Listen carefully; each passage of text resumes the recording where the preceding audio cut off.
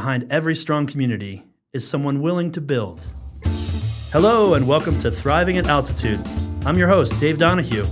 Join me high in the Rockies as we explore conversations with entrepreneurs, community leaders, and local business owners who are building, growing, and thriving right here at Altitude.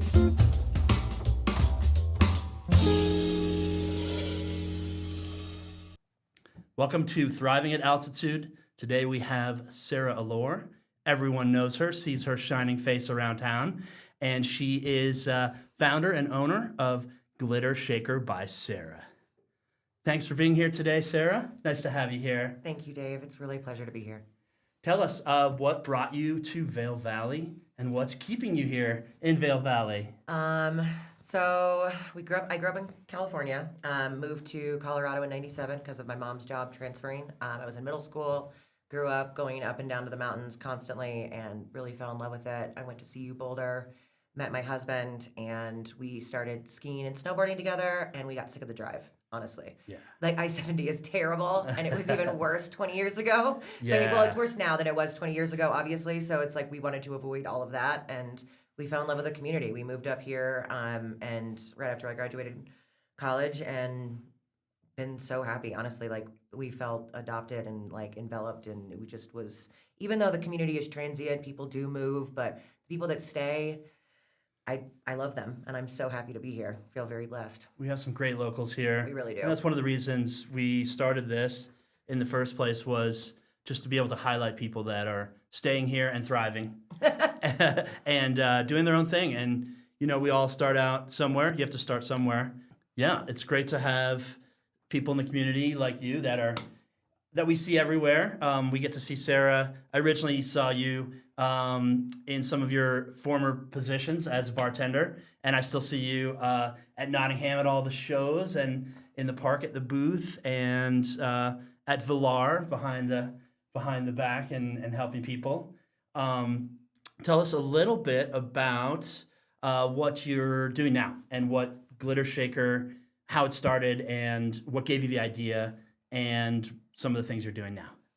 So I've been bartending for 27 years, and I've always been working at a restaurant or at an event or something with music. And I started working with Chef Hunter Smith and Brian Redness about 4 years ago, doing private gigs at people's homes and bartending for them. And I really, really enjoyed it. I enjoyed being able to give people amazing, high quality service, luxury service at their homes, and being able to fine tune all of the details, be able to actually get to know these people, create a relationship with these people. Like we're talking about, the reason I moved here in the first place was to be able to have a community that I loved and people that I cared about. That's what these people are. Some of them don't live here all the time, but a lot of them do live here, like a lot of the time in the summer and a lot of the time in the winter. And these people are donors at the Vail, they're donors at the amphitheater for Bravo and for dance and for a lot of the VVF stuff. So this is how I'm getting to know more of my community, so I can make what they give to us more profitable and more fine-tuned to their needs, basically. Great. So Yeah. not only am I getting to go into their homes and create these incredible experiences, like with their, basically, like if you say I want to do a chef and I want to do a bar program, so then I'm going to ask you a couple of questions and I'm going to see like what you're looking for and what type of drinks that you're looking for, but mostly I'm going to try to pair it with the food that is going to be served as well. Right. So I work with 4 different chefs that it's Eat Dank Food, Shelby Lewis, Eat Dank Food. Yes. Yes. We're going to try to get her on here. Oh, she would love to do this. Yeah. And then I work with Brian Redness for, the Rose. And then I work with Hunter Smith, who is Big Delicious. And then I work with Eli, which is Mr. G's Cuisine. Great. So I pair with them, try to talk to the owners of the home or the people that are, renting the property and figure out what they need, fine tune it to that. And so then I can also help them whenever they go out into the community. Now not only do I know what you want and the kind of drinks that you want, you're going to see me at your show, at your local show, at the park in the summertime, whenever you've got and now I can make sure that we're buying the products that you like. I can make sure that you have the things that, the way the food's prepared is like the way that you like to be prepared. So it's kind of, I don't know, it's building a relationship with everybody this was the thought. Oh, that's great. I can picture it. I can see the scene and just people being happy to see you and happy about what you're doing. And I saw a couple pictures of your menu. And do you have any certain menu items that you like personally that have your touch and that you want to tell the audience that's some of your favorite ones, or is it varied so much every time? It is varied, but there's always a margarita on the menu. Always Sarah's Skinny Margarita. That is kind of what I've known for. I started out at Agave, perfecting the craft, if you will, and then Yes. Cantina. Yes. So I think that's how we met the first time. I think so too. Yeah. Yeah. So, and when you make 1,000 margaritas a night, you get really good at it. Yeah. So, yeah, I fine-tuned that. So it's I never use sour mix. It's lime juice, lemon juice. Everything is fresh squeezed. If you want agave, there's obviously agave, but it's not necessary. But fresh squeezed juices, Blanco, tequila, and always high-end because we don't want additives in the body. That's not what we're going for. Yeah. And that's the other luxury part of the experience is everything that you get is always going to be freshly done that day. All the herbs are going to be freshly picked. All the juices are going to be freshly squeezed. And because I get to work with these amazing chefs, I get the high-quality products. So That's great. Yeah. Do you have to keep inventory? Do you have to keep things really fresh, or do you have some secrets of the trade that keep you so you can get in there and do something quick without having to have a whole warehouse, right? Right. Yes. Absolutely. I try to because everything's been small so far. I've just been getting started. So I incorporated myself January 4th. So Okay. yeah, it's brand new. Yeah. Yeah. So everything has been pretty easy to get. And generally, it's basically I get it. A day to 2 days beforehand. Squeeze that day. Show up and make things happen. Because the fresher it is, the better it is. Period. Absolutely. So, Cool. yeah, I mean, I obviously have my bar supplies, but inventory, I haven't really had to do much yet because all of my parties have been pretty small. Okay, gotcha. How are people finding you right now? I saw you have a presence on social media. Yeah. Is there anything else you want to tell people how they can kind of find you these days? Or through maybe your other chefs, or through, Yeah.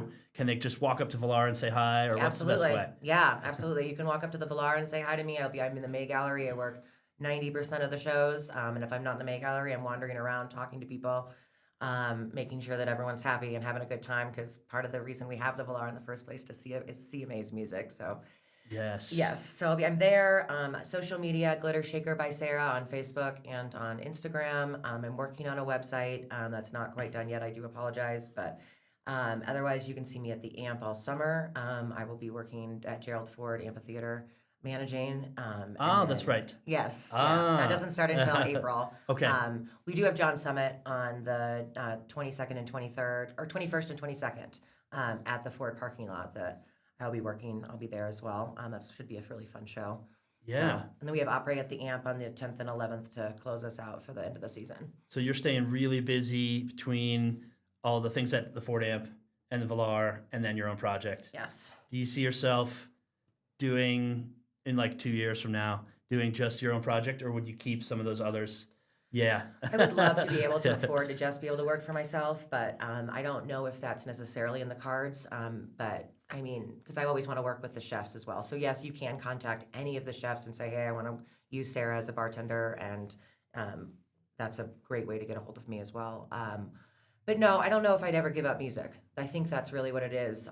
The reason I got into bartending in the first place, it wasn't because I love alcohol. It wasn't because I love to mix drinks. It was because of the people that I got to meet. Yeah. So, and it's the unique character that sits at the rail or goes to a show, or it's the unique type of person and the personalities that you get to meet. And I've got to go on incredible vacations with these people that are patrons that start out to be guests, but then they become family. And that's, kind of what I'm talking about with it naturally became something by turning it into Glitter Shaker because of getting to do these cool things with music and working with the community.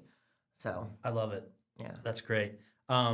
As you know, I'm a musician, and I've gotten to be there and see her at work, and it's been so fun to have her there, and just always I feel like it's a proverbial warm hug just every time I see Sarah. It means a lot. Thank you. Yeah. Music, it touches their soul somehow. It's a different place. So I don't know if I'd ever want to get rid of that, because I know that going to shows it's probably better than working shows, but the access to be able to actually meet the musicians and be able to have that little bit of extra, I think, is probably why I really, really enjoy working at the places that I work at. Cool. Give us an idea of when you have a work day and you're like planning your day. You've got all the different pieces moving. What does a day look like going up to Bachelor Gulch or going up to Cordillera or going up to one of the houses that is kind of a private party environment? What does that look from like A to Z? Like how does that work? Okay. So probably the night before, I'm gonna batch like the espresso martinis and make sure that all of the cocktails that don't need fresh juices are already made and ready to go. So that way I can be a step ahead. The morning of, I will get up and I will squeeze the limes, the lemons, the oranges, whatever I need to do. Prep the egg whites if that's something that needs to be done, or fee foam if someone wants that, because the fee foam is a vegan alternative to egg white. Ah, V-foam. Foam, yeah, exactly.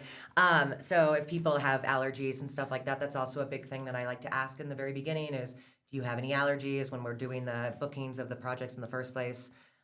Most of the time, if I'm working with a chef, I'll know already because he's already asked those questions because they do really care a lot about it. So they try to fine tune. But then I'll squeeze all my juices, make sure that everything is in my bags. I've got all my tools with me. My husband was very sweet. He got me a bar bag and a bar roll that I've been wanting my whole life. It's like I support you for Christmas. Something more portable, something that has everything ready. Exactly. Oh, I love it. Yeah. So I've got all my speed pours and I've got shakers and I've got jiggers and mixing tins and all things like that. So it's ready to go and in the car. And depends on if you need beer or wine or water distribution. So I've got everything mobile. So I've got a table that I can set up if I need to, if you don't have an already established spot that you want me to work for. Yep. I've got pretty much everything you can possibly think of to have something pop up in the middle of nowhere and to make it happen. So that was kind of the idea is you don't need to have a huge house. We can do this outside. We can do this, in a park if you want to have a DJ and like have a DJ party, but you don't have to necessarily have this huge, amazing house that, has a bar and the whole thing. Sure. We have the ability to make it happen anytime, anywhere. Oh, that's great. Kind of the idea. So, what about for the non-drinkers and mocktails or the youngsters? Exactly. What are they drinking these days? What's your preference for them, or do you have one? Yeah. No, I always have soda options, but that's not as that's pretty lame, to be honest with you. I tend to have like some type of like mint spritz. Or a cucumber lime type of fresh alternative, or I will do like a fresh juices. So that's part of the reason why I squeeze all the juices, so that way you've got a fresh juice that I like to add soda water to. So then it doesn't have to so that's your sweeter option, and then you've got the mint and cucumber, so then you've got the more refreshing option. Plus we have sodas, and then there's ginger. I always have the option of doing the Moscow Mules as NA. Yep. Because it's fresh squeezed lime juice and it's ginger beer. Ginger beer. So it's super effervescent and you feels like you're actually having a cocktail. So. Absolutely. Yeah. Well, that's good to have those choices for everybody. Yeah. And then do you do your rates like per drink at the end, or do you have like something up front? You don't have to give away everything, but how do you kind of structure that for people so they know what to expect cost-wise? Yeah, it really depends on what you're asking for, how many different cocktails you're asking for, how many different types of cocktails, if you're providing the booze or if I'm providing the booze, right. And how many hours that you want the bartender to be there for. So that really depends, and how the distance of how far away it is. So like say if you're in Summit County, it's going to be a little bit more expensive because of the drive time back and forth, right? So basically that's all of those factors factor into how much it's going to cost in the end. Okay. And you would do like a bit ahead of time. So if I was like, I'm having a party, it's a July 4th weekend. Yes. And it's in, Rifle. Right. Exactly. So that would be a lot different than if it was like something a little easier, like a Tuesday night in August in the park or something like that. Right. And it also depends on if it's last minute or not. So if it's last minute, then that's meaning I'm having to call someone in or I have to drop whatever I'm doing to do it. And if that's the case, then that's going to cost a little extra. But if it's like something little, you know what I mean, something that's even bigger that I can plan for in advance, that could still be cheaper than the last minute, you know what I mean? Absolutely. So, that's great. It really depends. What are some of your favorite pairings that you've done recently? Anything in particular that you want to talk about? Do you mean pairings like food and drinks? Yeah, food and drinks. So you know the food coming. Right. You know it's a filet mignon or a fish or something like that. What are you pairing, and Right. and is that something you're thinking of ahead of time? You said so. Okay, Yeah. so we did a Christmas party up in the Edwards, like the Lake Creek area, the huge homes that are up there. Yeah. Big Delicious and Glitter Shaker did a party up there on the 27th of December, and they had a lot of tuna cones, and then they had scallops with what are they called? Pomegranate seeds Okay, yum, on them, yeah. and Yeah. pomegranate, and then a jalapeno. So I provided spicy margaritas with a tahini rim, so it brought out the jalapeno part in the scallop that was being passed around, and then Delicious. I did the Hugo spritzes with pomegranate seeds as well as mint. So it created it looked like holly, but it also brought out the flavor of the, because it was light, bright, but it was also using an element that the chef was using. Oh, cool. That kind of matches the shaker vibe. Right, exactly, exactly. Very cool. Yeah. Anything else that you want to bring to our attention, how they can sort of get in touch with you other than what we've talked about, or any other kind of things that you want to tell the audience right now? Well, graduation is coming up. Graduation parties are really big, and they can be pop-ups anywhere, anytime. Bachelor parties are also really fun to do at homes, so you don't have to necessarily go out and deal with the crowds. Right. And I also know spring break is coming around as well, so these are really good opportunities to have things at your house instead of having to deal with the crowds and the lines and the bars and the sticky floors and the whole thing. We can bring a DJ to your house. We can have a chef at your house. We can have bar at your house. You can make this house party actually cheaper than you can probably go out in Vail and spend all this money. Even though I'm not saying do not do that. I love our local businesses. Please go out and spend money at all of the local businesses. Or hire a live band for your party. Exactly as well. that. Yeah. Yes, that is also an availability. Yes, DJ, live band, any of the things. So, and it's the weather as the weather starts getting nicer. Like it's easy to do things outside. So, that's I guess that's it. Yeah. Well, that's great. We've really enjoyed having Sara here today. If you guys need to get in touch with her, she's at GlitterShakerBySara. That's great. And we'll see you next time on Thriving at Altitude with some more guests. And again, if you want to reach out anytime, feel free to do so. If you have any questions about any of our guests or want to be part of the show, please email me at davedonahue@kw.com. Feel free to reach out.